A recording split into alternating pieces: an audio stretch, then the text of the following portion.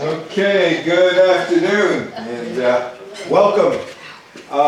It's fall, right? September 21st is fall, the fall season, and I decided to do something on 1982 because Halloween 1982 in the United States, and you might have remembered this, was not a particularly happy time for kids. In fact, Halloween was pretty much canceled.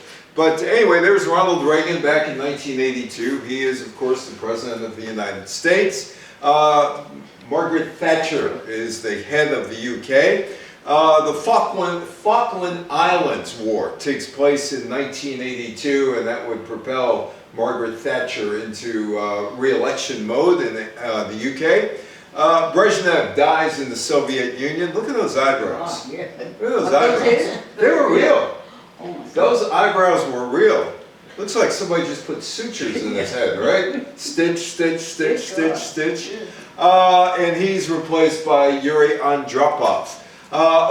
Canada is independent. You know, Canada is really an independent country, but part of the British Commonwealth. But pretty much King Charles III is kind of a figurehead. Doesn't have anything to do with Canada except go there and smile, and that's about it, which is what Queen Elizabeth used to do, but that's Canada in 1982. The Tylenol scare, and I was part of the Tylenol scare in 1986 in Bronxville, New York. I was covering that where a woman was killed by taking tainted Tylenol, but there was a Tylenol scare in Chicago that year. The Lebanese war continues. Iran and Iraq, they're at war. And AT&T was busted up. Funny thing about AT&T being busted up, it's back together again, bigger and greater than it ever was before, at least the name. Yeah. Anyway, how many of you saw the movie E.T.? Nobody saw E.T.? You did? Did you like it? Very much. Very much. So did the U.S. Archives, because this was basically put into the archives forever and ever and ever. E.T. Any Michael Jackson fans here? Yeah. Yeah, you like Michael Jackson? You like Michael Jackson? You did. With his glove. He's got a glove on, right? Thriller comes out. Schindler's List, actually the book Schindler's Ark comes out, which would give birth eventually to Schindler's List. I was part of this too. The National Football League Players Association went on strike. Being a reporter, that was my main job in September, October 1982 when the players went out on strike. How many of you still watch Lawrence Welk? Anybody still watch Lawrence Welk?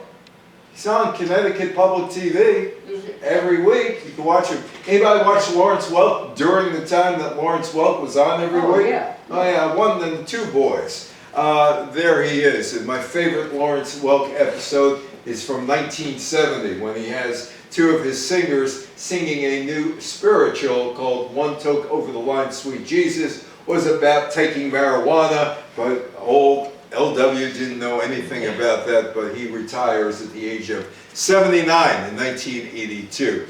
And let's get back to Ronald Reagan, who is surrounded by what looks like beef eaters, right? Yeah. He talks about the evil empire, and that being the Soviet Union. We're still in the Cold War, and he and Margaret Thatcher think that the best way to kill off the evil empire is try to starve them to death.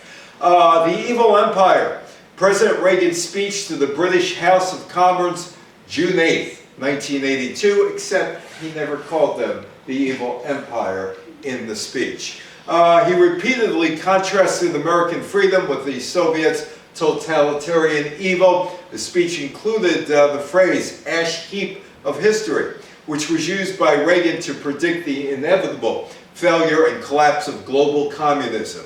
The Bolshevik revolutionary Leon Trotsky used a similar phrase in November 1917, asserting that the Mensheviks belonged in the dustbin of history, and Reagan now utters that phrase about 65 years later. He quoted Winston Churchill on and praises the British, his friend and his close ally, the Prime Minister, Margaret Thatcher, for the Falklands War. He concluded the speech with a call for a crusade for freedom. There's a little problem with using the word crusade if you go to Europe because of the Crusaders, but apparently his speech writers had no problems with the word crusade. Yankee Go Home, 1982, Yankee Go Home. July 11th, Reagan visits West Berlin for 3 hours, calling on the Soviet Union to move to a freer society before a friendly crowd. But there were protests in West Berlin pleading for disarmament and peace in another part of the city. Thousands of demonstrators holding signs calling the president, Reagan, a fascist. Boy, that term gets thrown around a lot. Imploring him to return home and calling for his assassination. The protests continuing even after Reagan left. Reagan used the speech to call for a buildup of military power. And there they are, Ronald Reagan and Margaret Thatcher together. And they were the best of buddies. In fact, Reagan wrote to Thatcher more than anybody else in the world while he was president. The Ronald Reagan Library identifies Thatcher as Reagan's most prolific correspondent among heads of states, and notes that they exchanged hundreds of letters, messages, and telephone calls. Both worked to dismantle government bureaucracies and deregulate key industries. And both of them were having a very difficult time economically in 1982. And there is Margaret Thatcher, and she unleashes a conservative wave that goes through the Western world. Thatcher took over as the UK Prime Minister in 1979, promising to curb the power of unions. Unions, she felt, had too much power, people together, which had shown their ability to bring the UK to a standstill during 6 weeks of strikes during the winter of 1978-79. Her government enacted a series of measures designed to undermine the union's ability to organize and stage strikes, including laws that banned a closed shop, required unions to poll their members before ordering a strike, forbade sympathy strikes, and rendered unions responsible for damages caused by their members. She advocated greater independence of the individual from the state, an end to allegedly excessive government interference in the economy, including privatization of state-owned enterprises, the sale of public housing to tenants, reductions in expenditures on social services. She wants to cut money for health care, education, and housing. Limitations on the printing of money in accordance to the economic doctrine of monetarism, and legal restrictions of trade unions. There is Thatcher in 1981 with Ronald Reagan at 10 Downing Street in London.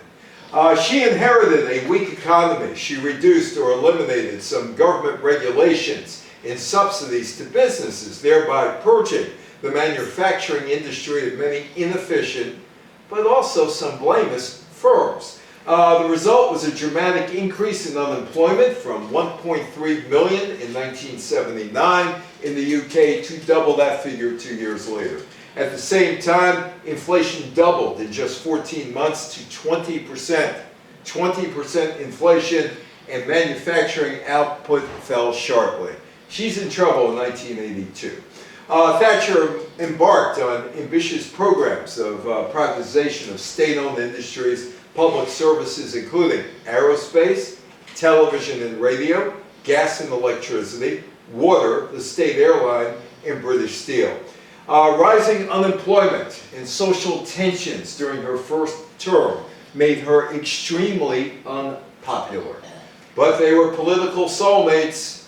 In fact, it was Thatcher who led Reagan around, not the other way around. In foreign affairs, her most significant international relationship was with Ronald Reagan.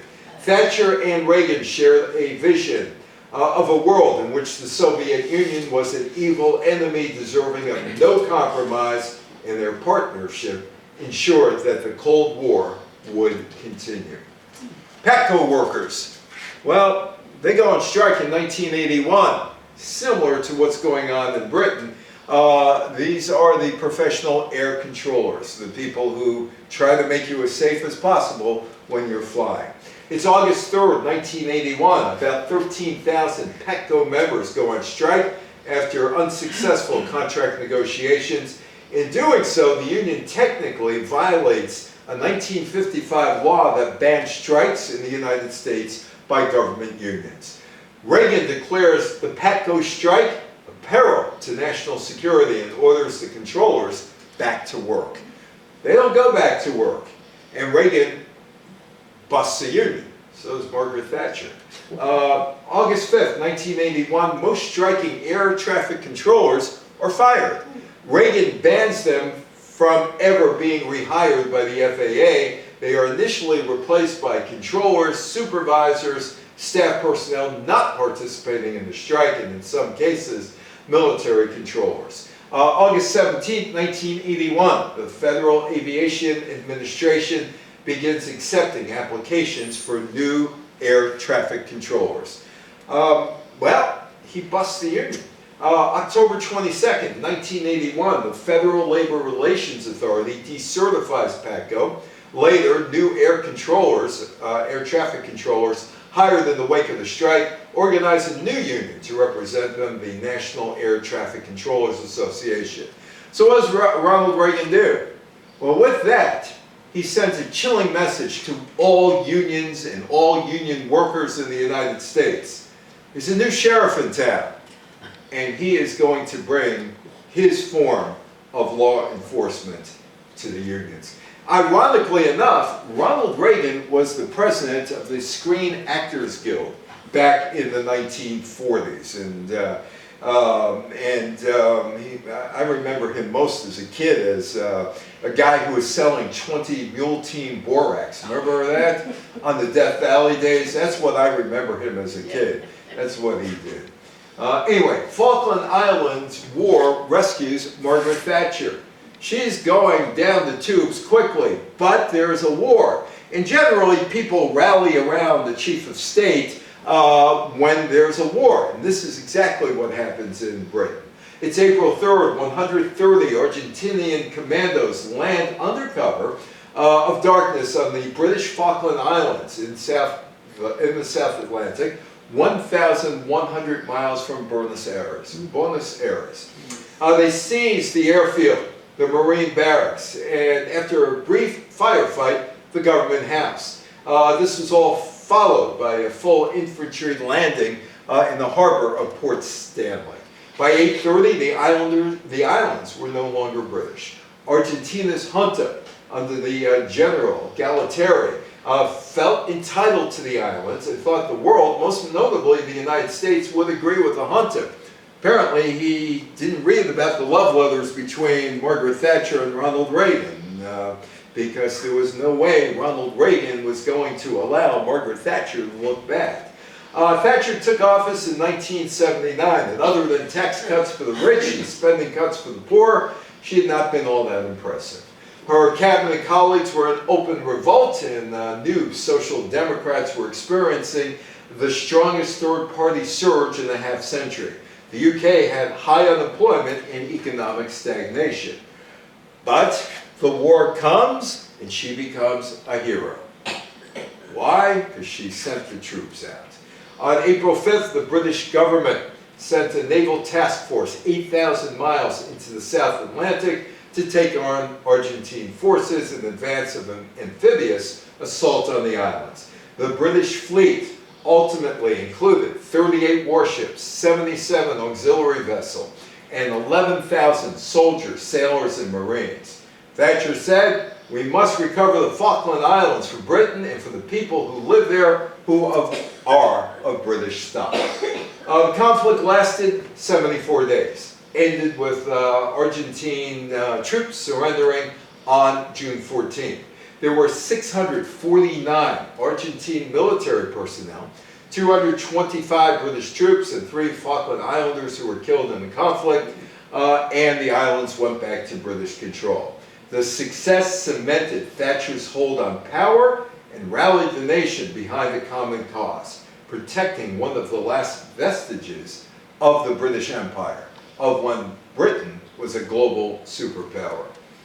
Well, this problem in Lebanon, Gaddafi. You know, in 1969, when Gaddafi took over Libya, the Nixon administration thought he'd be a good guy for them. They thought they could work with him and welcomed him to take over Libya back in 1969. Things had changed in 13 years. The Reagan administration ordered an embargo of all oil from Libya on March 11th. That decision was approved by Reagan at the National Security Council meeting and followed months of discussion within the administration on steps to be taken against the regime of Muammar al-Gaddafi, which the administration accused of supporting world terrorism. Nixon welcomed him. Well, Reagan doesn't want him around. Reaganomics. Reaganomics. Look at this guy. He's picketing. Reaganomics is strangling workers. Well, you might remember back in the early 1980s that inflation was way high. Remember that? Way, way high back in 1980, starting under Jimmy Carter in 1979. Reaganomics. In 1982, highest unemployment rate in the United States since the Depression. About 500 businesses failed weekly. There were Reagan ranches, which were like Hoovervilles or shanty places around. And there were high home foreclosures. Reagan's recession, there he is, he's trying to explain the economics of the day. In the spring of 1981, most Americans were optimistic about their economic future. A Gallup survey at the time found that 48% of the public believed that the financial position of their household would be better in 12 months. Another 35% believed it would stay the same, while 15% thought it was going to get worse. But it's May 1982. Nearly half of Americans said the Reagan administration's economic policies would make their family's financial situation better, but only 8% said that. 41% said somewhat better, but 37% of the people polled said Ronald Reagan's policies made their financial or their family's financial finances worse. So it is the Reagan recession, and there is Ronald Reagan, and he's got to explain this thing away, and he's got only 2 years to turn this around because he's running for re-election in 1984. By September, the unemployment rate was 10.1%. The Fed chief, Paul Volcker, interviewed him a couple of times, 6'8". He was up here. He was 6'8". I had to go like that to interview him. Yeah, I'm 6 foot tall. That's okay. But he's 6'8". He's way up there. So anyway, he pushed interest rates to 21.5%. Now, how would you have liked the Treasury note at 21.5% over 30 years, keeping the same interest rate? Because some people did get that, keeping that interest rate. The sky-high rate pulled down inflation, but it took its toll on the economy, which sunk 3.6% during the 16-month recession. Business bankruptcies rose by 50% over 1981. Farmers hit hard as agricultural exports declined, crop prices fell, and interest rates rose. Throughout the Midwest, major firms like General Electric and the International Harvester Company released workers. The oil crisis contributed to the decline. As gains in U.S. productivity slowed, economic rivals such as Germany and Japan won a greater share of world trade. American consumption of goods produced by other countries rose sharply. Somehow, Reagan remains popular. Even though people are saying he's killing us economically, he remains popular. The Reagan recession. Reagan's tax cuts and increased defense spending and the Fed's eventual moves to lower interest rates would eventually end the recession. Meanwhile, back in the USSR, we don't have to see his eyebrows anymore, Leonid Brezhnev. He dies, and that ends a period that started in 1965 of 17 years where he headed the Communist Party of Russia. It was November 10th, 1982. Soviet statesman and Communist Party official who's the leader of the Soviet Union for about 18 years, almost 18 years, Leonid Brezhnev died. In July 1964, he became Nikita Khrushchev's assistant and second secretary of the Central Committee, by which time he was considered Nikita Khrushchev's heir apparent as party leader. 3 months later, however, Brezhnev helped lead the coalition that forced Khrushchev from power. He actually looks decent in this picture. His eyebrows look like they're separated, don't they?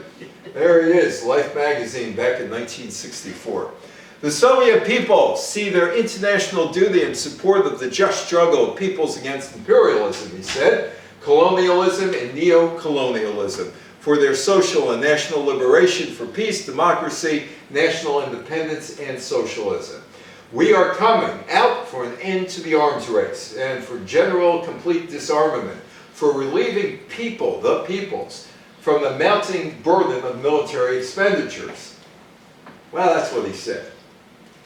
Ho Chi Minh, North Vietnam, key ally of Leonid Brezhnev back in 1964-65. In 64, November 17th, the Cold War heats up again. Soviet Politburo decided to send increased support to North Vietnam. Of course, this is about 3 months, 2 to 3 months after the Gulf of Tonkin resolution and the Americans ramping up troops in Vietnam in its fight against North Vietnam. So Brezhnev sends aid, including aircraft, radar, artillery, air defense systems, small arms, ammunition, food, and medical supply. Soviets are invested in this war in Vietnam, except they're not sending troops in. Meanwhile, the Czechoslovakian invasion took place during Brezhnev's clock in 1968 because they threatened to leave the Warsaw Pact countries and show some freedom for their people. Under Alexander Dubček, he tried to liberalize the Czechoslovakian communist system in 1967-68. Brezhnev developed a concept which asserted the right of Soviet intervention in cases where the essential common interests of another socialist country are threatened by one of their number. They invaded. The doctrine was used to justify the invasion of Czechoslovakia by the Soviets and their Warsaw Pact allies in 1968. There's Brezhnev, there's Dick Nixon. I knew Dick Nixon. 1985, I met him for the first time and dealt with him for a few years after that. Knew my first name, Evan, and one day he tells me, Evan, please call me Dick. Please call me Dick. You don't have to call me Mr. President. Now, I gave it out as a sign of respect, although I'm not sure how much respect that Nixon should have received, but he wasn't president anymore, so it was okay to call him Dick Nixon. By the way, he did not have any Secret Service protecting him after he left the presidency.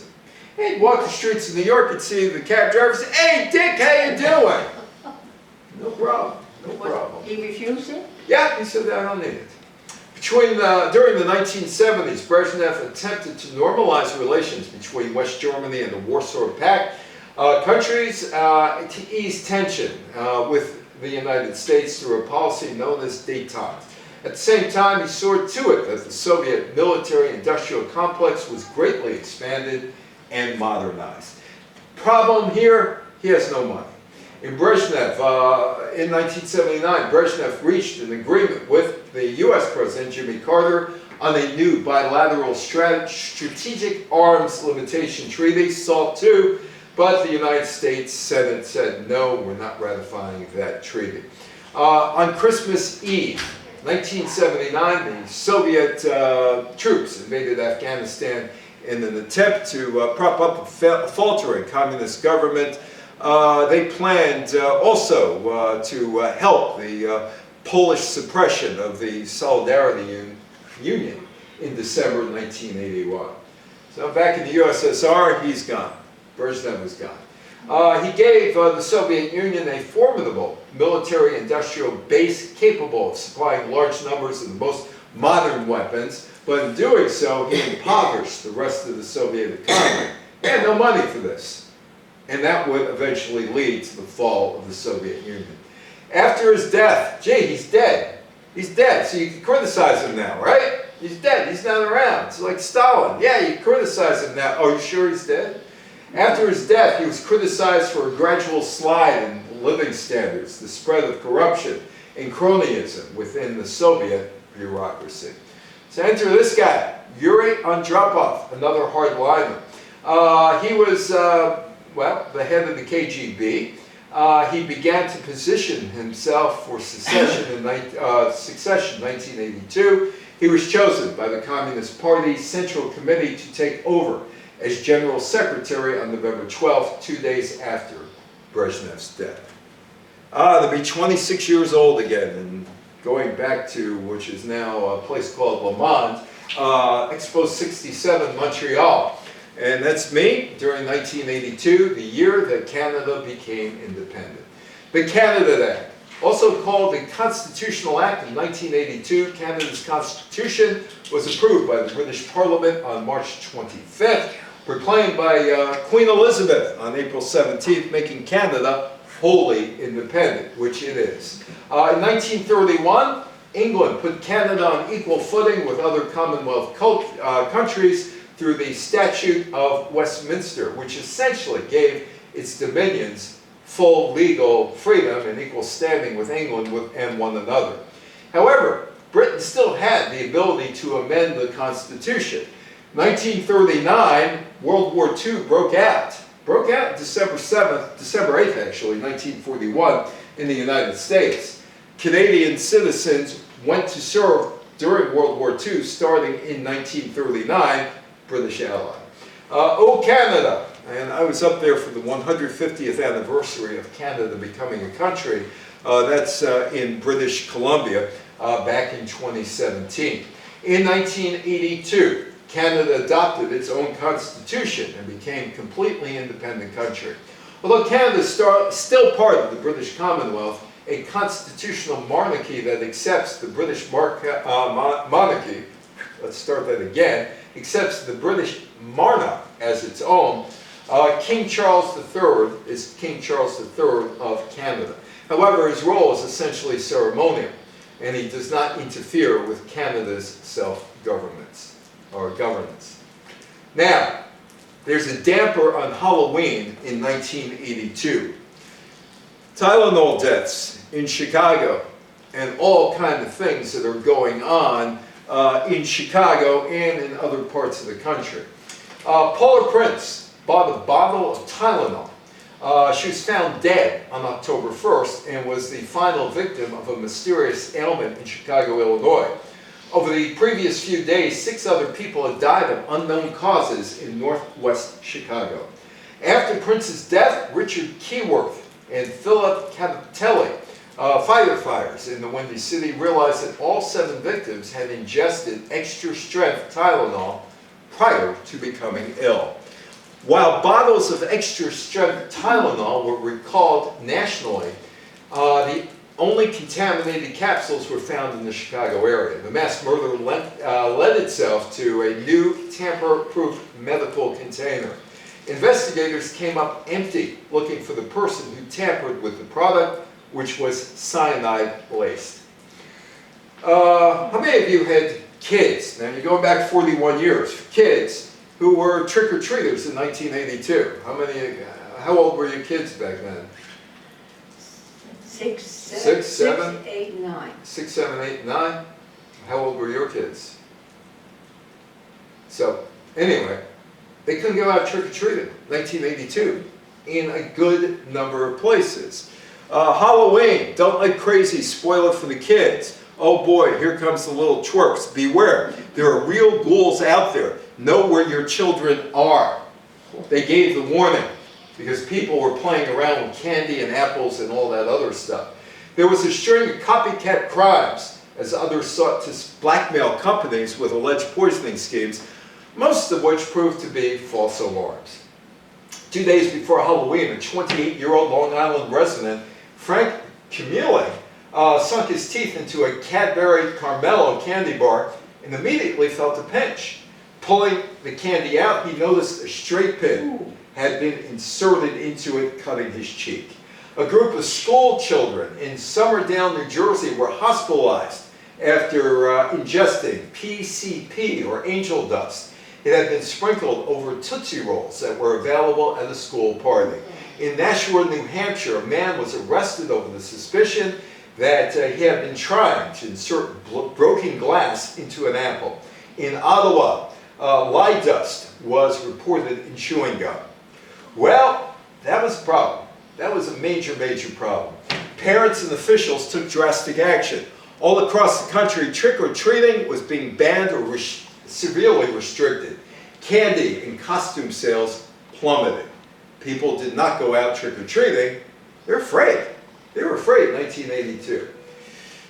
Lebanon war. This thing's going on and on and on. It's just another piece of the Middle East and the conflicts that have taken place. The United States invaded Lebanon in 1958 because the Iraq government which was friendly to the UK and British, rather the Americans, was knocked off.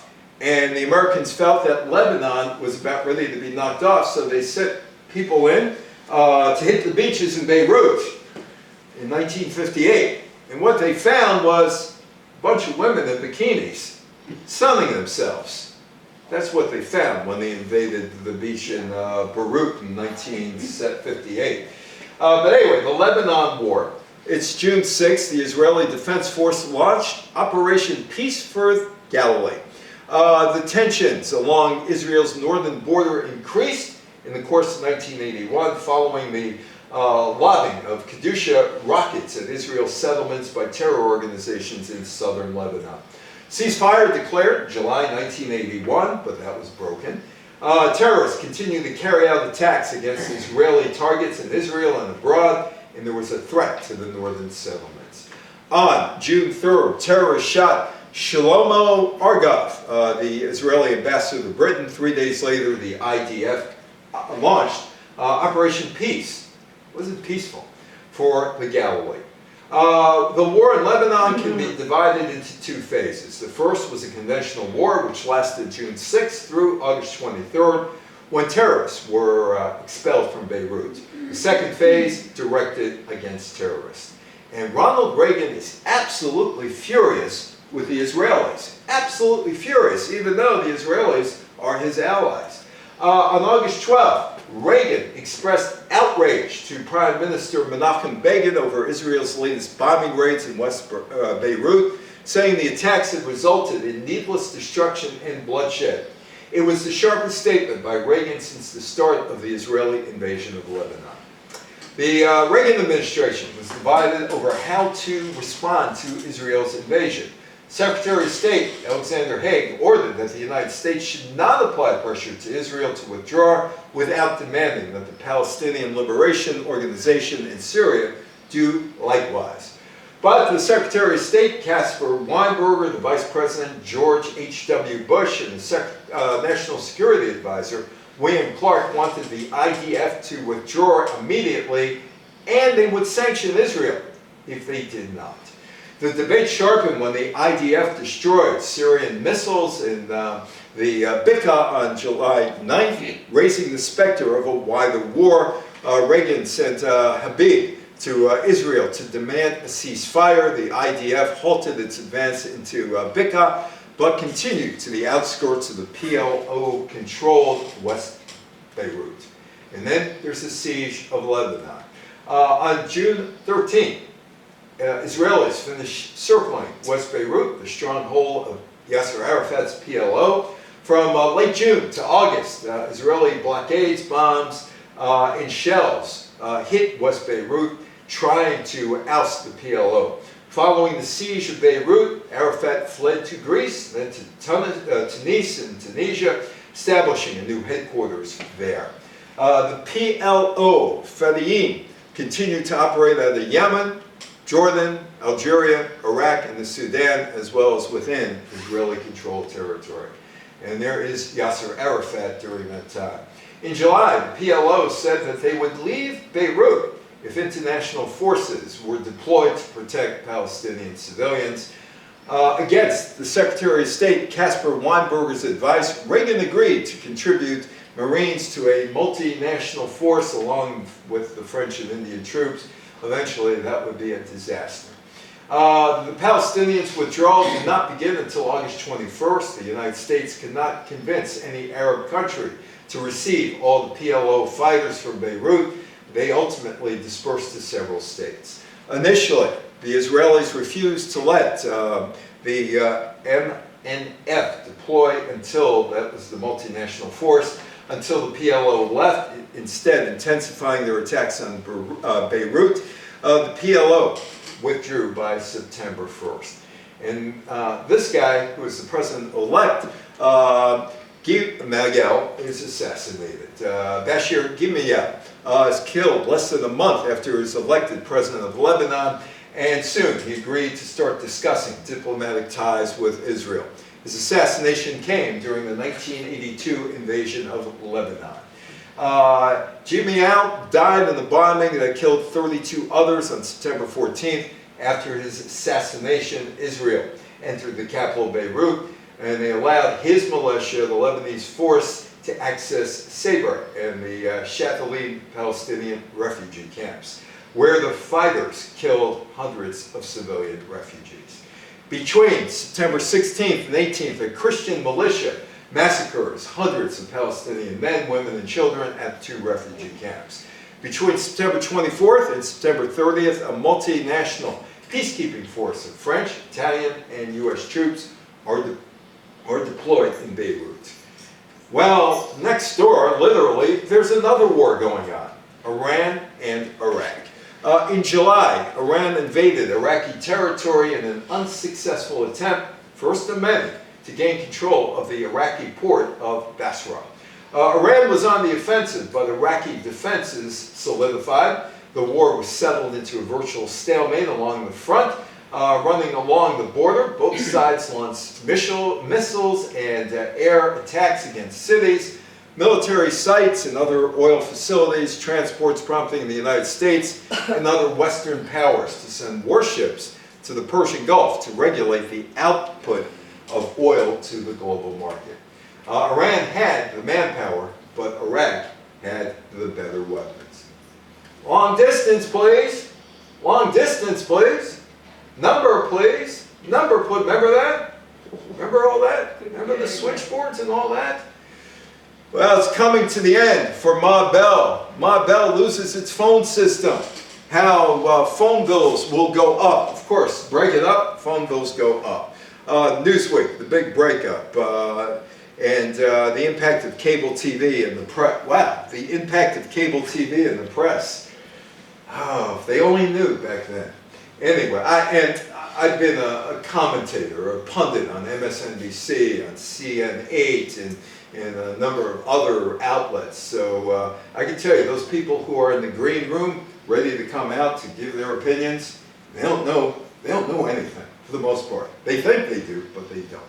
1974, the United States Department of Justice filed an antitrust lawsuit against AT&T. In 1974, AT&T was the sole provider of telephone service throughout most of the United States. Most telephone equipment in the United States was produced by its subsidiary, Western Electric. Remember Western Electric? Phone. Always said Western Electric. AT&T had cut loose 23 local operating companies under the terms of the settlement of its January 8th antitrust suit. AT&T will now have to divest itself of local telephone activities of 22 subsidiaries. 2 of the local companies not wholly owned and will continue to be part of AT&T. Another Bell subsidiary, Bell Telephone Company of Nevada, usually included as part of the Pacific Telephone Company, is being considered a separate AT&T subsidy for the purposes of the settlement. That's actually a sign in Hastings-on-the-Hudson. That thing is still up there. They were doing a movie, somebody was doing a movie in Hastings-on-the-Hudson a few years ago, and they put that sign up, and they never took it down. I don't know if the props department knows or not that the sign is still there, but the sign is still there. AT&T would continue to be a provider of long-distance service, while the now independent regional Bell operating companies, nicknamed the Baby Bells, would provide local service and no longer would be directly supplied with equipment from the AT&T subsidy Western Electric. So how many of you saw this movie? A long time A ago. long time ago.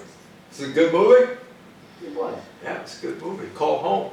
E.T., the Extraterrestrial, is an American science fiction film produced and directed by Steven Spielberg, and Satyajit Ray wrote it. It tells the story of Elliot, a boy who befriends an extraterrestrial, dubbed E.T., who's stranded on Earth. Along with his friends and family, Elliot must find a way to help E.T. return home, avoiding the government.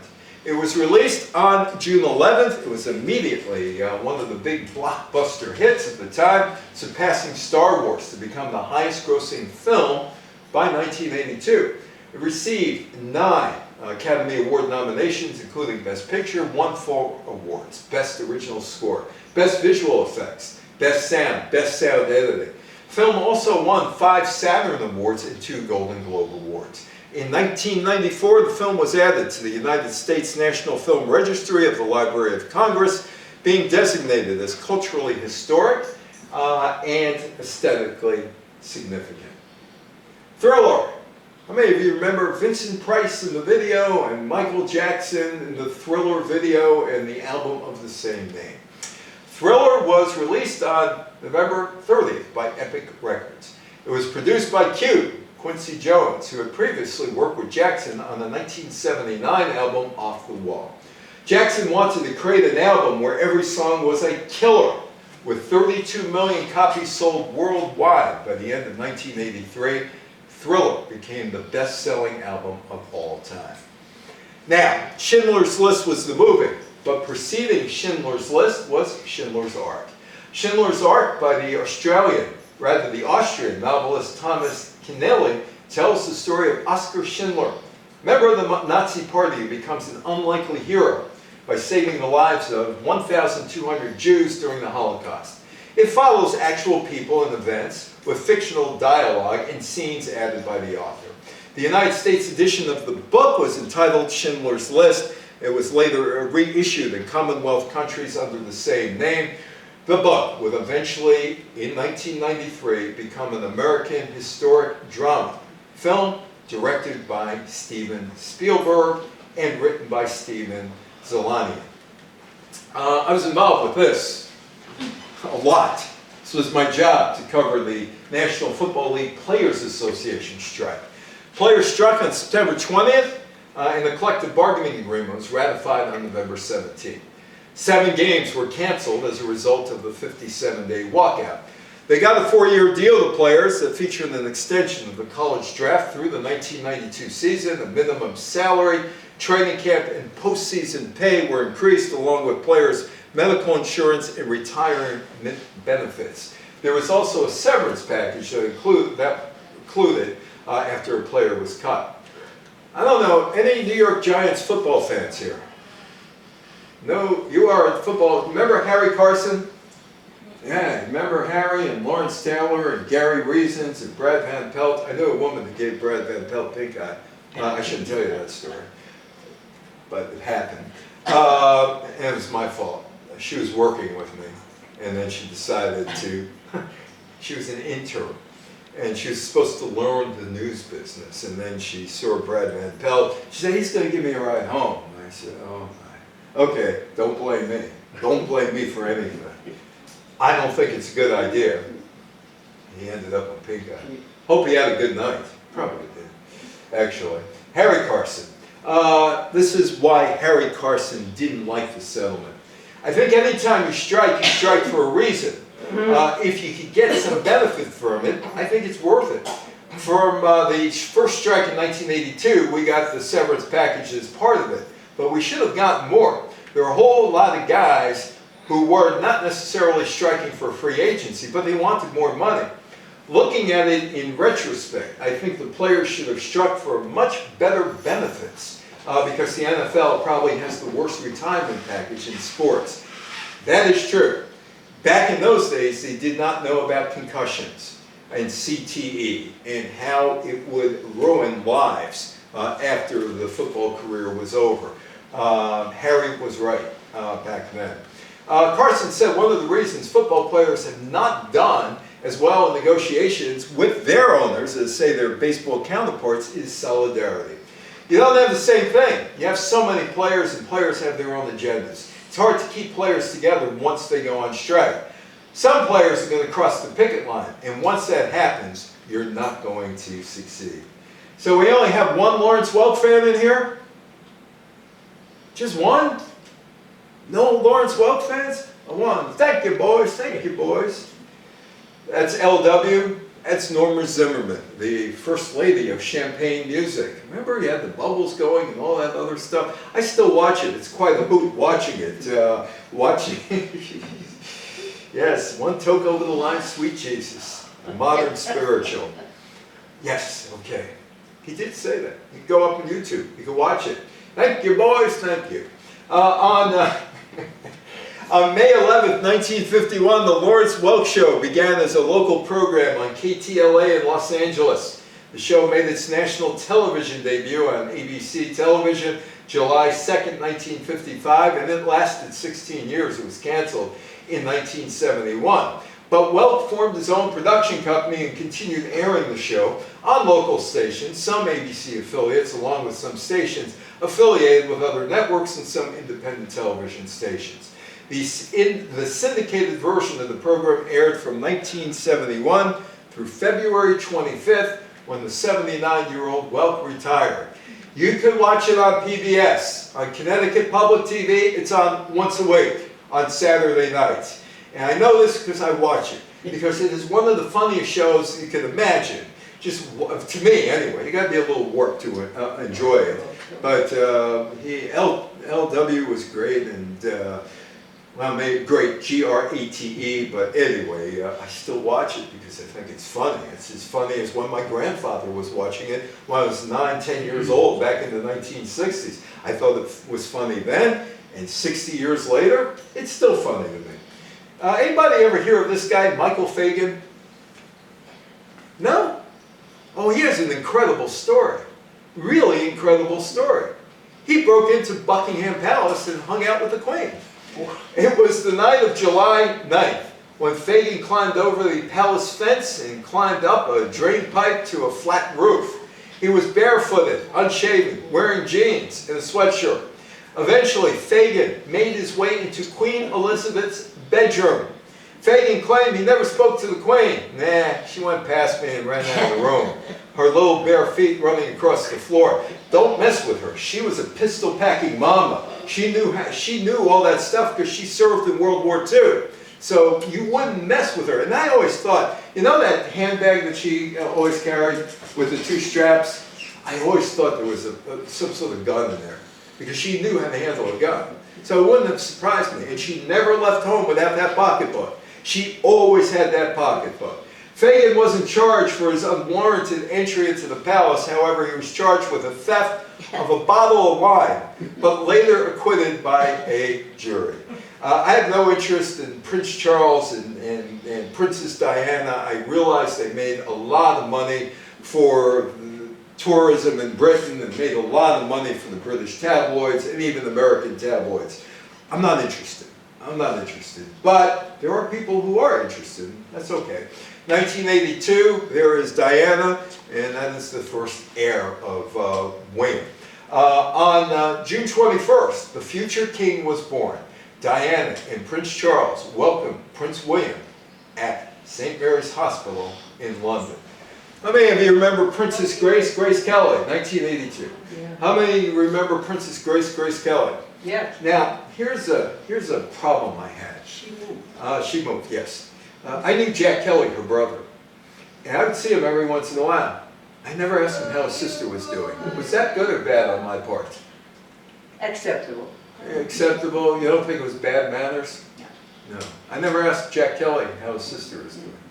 Anyway, on September 13th, Monaco's Princess Grace, 52 years old, the former actress Grace Kelly, dies of injuries when her car plunges off Mount Road. Her daughter Stephanie suffered serious injuries. There was a World's Fair, and apparently it was kind of successful in Knoxville, Tennessee. It was the Knoxville International Energy Exposition. It opened on May 1st, closed on October 31st, drawing over 11 million visitors. Knoxville officials thought by having a fair in the city, it would make it on track to become a major southeastern United States city, like Atlanta, like Nashville, like Charlotte. It never happened. Barney Clark. Well, there is Barney Clark. On December 2nd, Dr. William DeVries removed the ravaged heart of 61-year-old Barney Clark and replaced it with an artificial heart. The Jarvik 7, an aluminum polyurethane device, was connected to a 400-pound air compressor, and that would accompany Clark for the rest of his life, all 112 days of it. Also in 1982, there was a coup d'etat in Guatemala. The president, Romeo Lucas, flees, and General Montt is the new head of Guatemala. On June 21st, John Hinckley was found not guilty of the 1981 attempted assassination of Ronald Reagan by reason of insanity.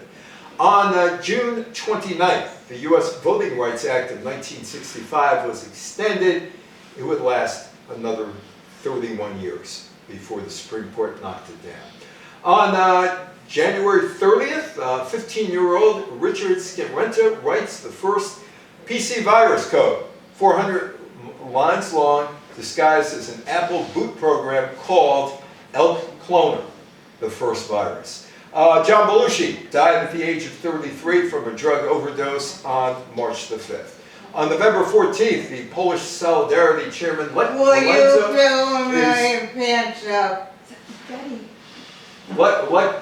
is freed after 11 months in prison.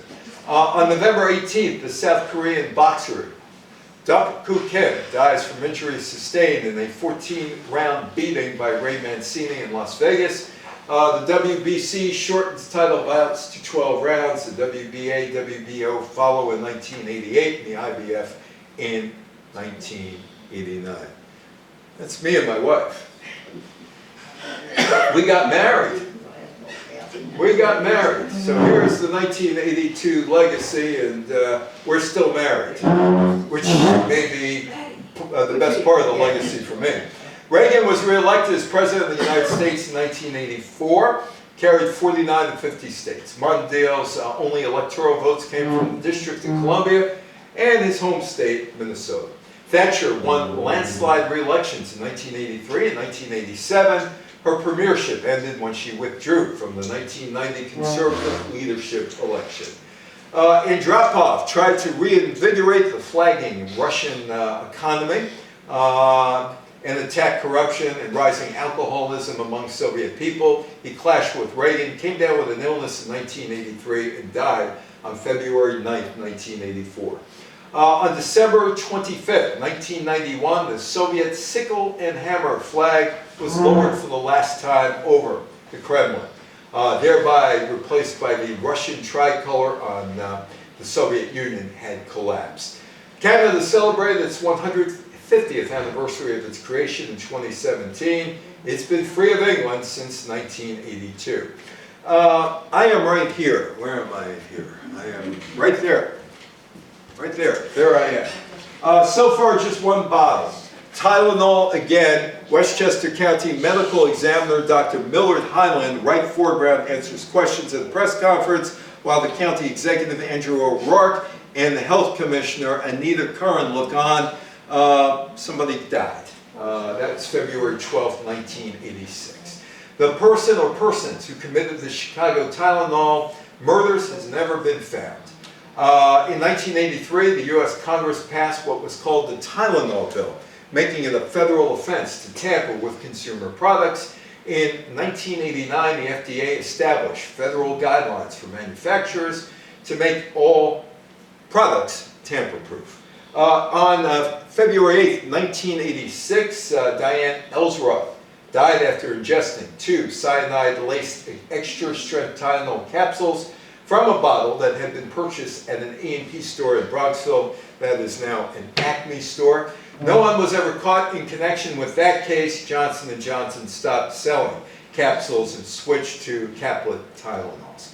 In 2017, Habib el-Shartoni, the member of the Damascus-based Syrian Social Nationalist Party, was found guilty of planting the bomb that killed the president-elect of Lebanon, Gemayel. The civil war in Lebanon, which began on April 13, 1975, ended October 13 in 1990. In July, Iraq and Iran agreed to accept the United Nations brokered ceasefire under the Security Council Resolution 598. The war formally ended on April 20th, 1988.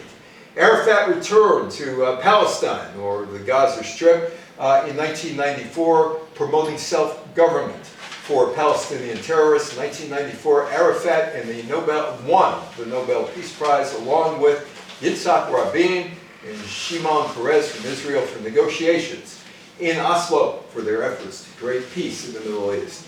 On December 9, 1990, Lech Walesa, the founder of the Solidarity Trade Union, wins a landslide election, becoming the first directly elected Polish leader.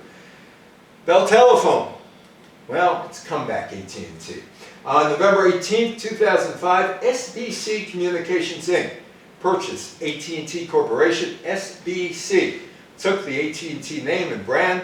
The current AT&T Inc. claims the original AT&T Corporation's history dating back to 1877 as its own. It's a much bigger company now, and it is in many forms of communications. The NFL players and owners had another season interrupting the labor impasse in 1987. The players still don't have guaranteed salaries. They have little safety net protection for health following their careers. And Lawrence Welk lives on. The old shows are on PBS. Thank you so much. Any questions, any comments? I've done all the talking. You